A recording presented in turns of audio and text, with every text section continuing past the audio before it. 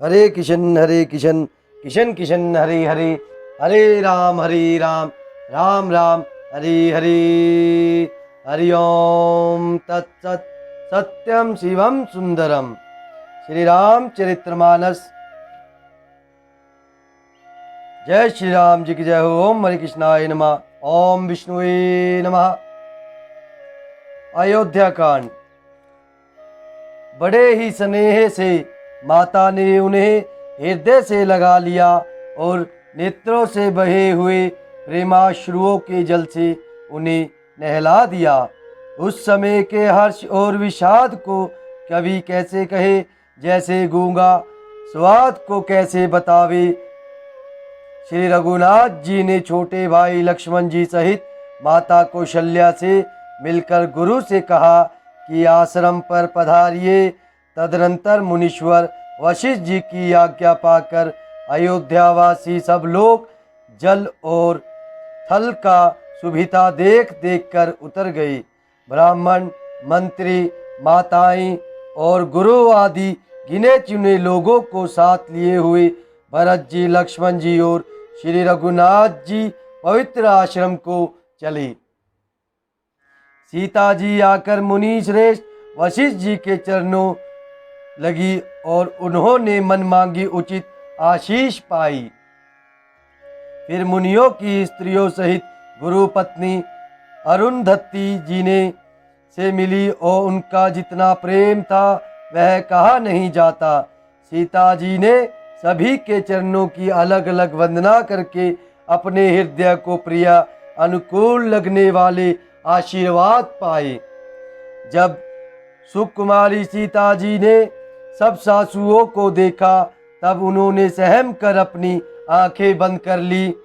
सासुओं की बुरी दशा देखकर उन्हें ऐसा प्रतीत हुआ मानो राजहंसनियां बधिक के वश में पड़ गई हों। मन में सोचने लगी कि कुचाली विधाता ने क्या कर डाला। उन्होंने भी सीता जी को देखकर बड़ा दुख पाया।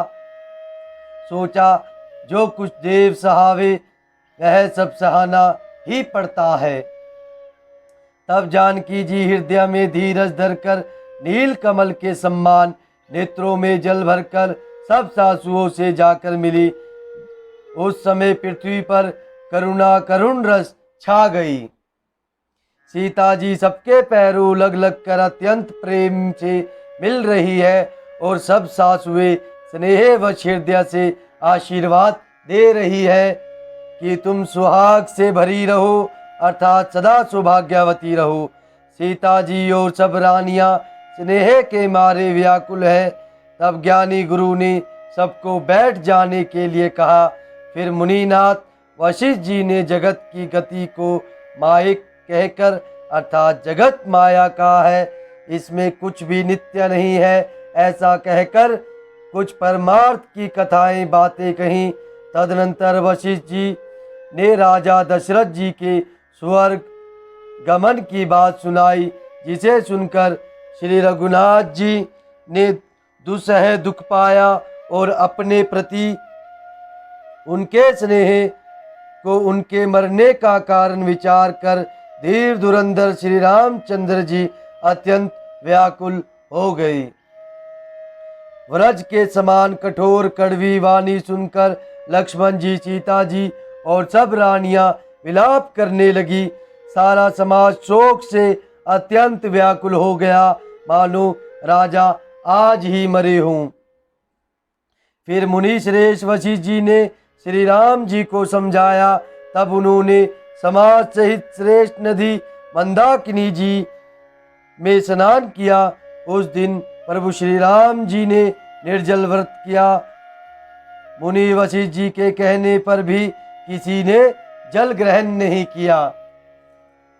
दूसरे दिन सवेरा होने पर मुनि वशिष्ठ जी ने श्री रघुनाथ जी को जो जो आज्ञा दी वह सब कार्य प्रभु श्री रामचंद्र जी ने श्रद्धा भक्ति सहित आदर के साथ किया। वेदों में जैसा कहा गया है उसी के अनुसार पिता की क्रिया करके पाप रूपी अंधकार के नष्ट करने वाले सूर्य रूपी श्री रामचंद्र जी शुद्ध हुए। जिनका नाम पाप रूपी रुई के तुरंत जला डालने के लिए अग्नि है और जिनका स्मरण मात्र समस्त शुभ मंगलों का मूल है। वे नित्य शुद्ध बुद्ध भगवान श्री राम जी शुद्ध हुए साधुओं की ऐसी सम्मति है कि उनका शुद्ध होना वैसे ही है जैसा तीर्थों के आवाहन से गंगा जी शुद्ध होती है। गंगा जी तो स्वभाव से ही शुद्ध है, उनमें जिन तीर्थों का आवाहन किया जाता है उल्टे वे ही गंगा जी के संपर्क में आने से शुद्ध हो जाते हैं। इसी प्रकार सच्चिदानंद स्वरूप श्री राम तो नित्य शुद्ध है, उनके संसर्ग से कर्म की शुद्ध हो गए। जब शुद्ध हुए तो दिन बीत गए। तब श्री रामचंद्र जी प्रीति के साथ गुरु जी से बोले, हे नाथ, सब लोग यहाँ अत्यंत दुखी हो रहे हैं। कंद मूल फल और जल का ही आहार करते हैं। भाई शत्रुघ्न सहित भरत को, मंत्रियों को और सब माताओं को देखकर मुझे एक एक फल युग के समान बीत रहा है। अतः सबके साथ आप अयोध्यापुरी को पधारिए, लौट जाइए। आप यहाँ हैं और राजा अमरावती स्वर्ग में है। अयोध्या सुनी है, मैंने बहुत कह डाला, यह सब बड़ी ठिठाई की है। हे गुसाई, जैसा उचित हो वैसा ही कीजिए। वशिष्ठ जी ने कहा, हे राम, तुम धर्म के सेतु और दया के धाम हो, तुम भला ऐसा क्यों ना कहो। तुम लोग दुखी है, 2 दिन तुम्हारा दर्शन कर शांति लाभ कर ली। श्री राम जी के वचन सुनकर सारा समाज भयभीत हो गया, मानो बीच समुद्र में जहाज डगमगा गया हो। परंतु जब उन्होंने गुरु वशिष्ठ जी की श्रेष्ठ कल्याण मूलक वाणी सुनी तो उस जहाज के लिए मानो हवा अनुकूल हो गई। सब लोग पवित्र पयस्विनी नदी में अथवा पयस्विनी नदी के पवित्र जल में तीनों समय सवेरे, दोपहर और सायकाल स्नान करते हैं, जिसके दर्शन से ही पापों के समूह नष्ट हो जाते हैं और मंगल मूर्ति श्री रामचंद्र जी को दंडवत प्रणाम कर करके उन्हें नेत्र भर भर के देखते हैं। सब श्री रामचंद्र जी के पर्वत कामदगिरी और वन को देखने जाते हैं, जहाँ सभी सुख है और सभी दुखों का अभाव है।